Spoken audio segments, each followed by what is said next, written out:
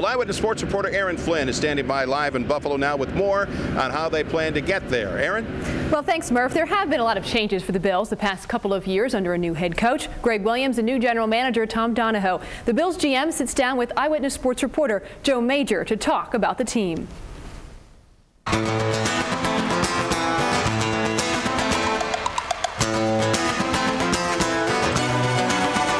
In 1995, you were arguably 2 Neil O'Donnell interceptions away from taking home the Lombardi Trophy. And you've been here 2 years. Do you think you're on track to getting back to that point with the Bills? You know, we like the progress that we've made.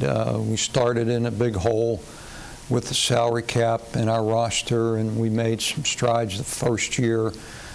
Made definite improvement this year in terms of our record and the roster. We like to think now, Joe, we've got the salary cap in pretty good condition.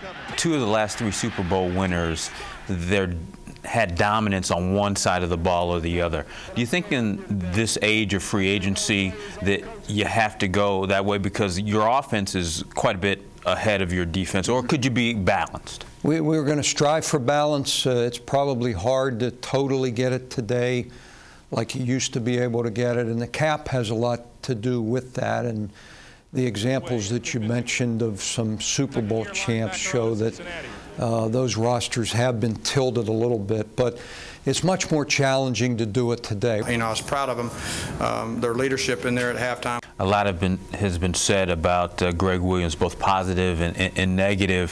What's your assessment of Greg in his 2 years and his prospects for the future? To fairly evaluate Greg and his staff, you have to look at the situation that they were initially presented. It was not a good situation, and to Greg's credit, his team is always well prepared. They always play hard.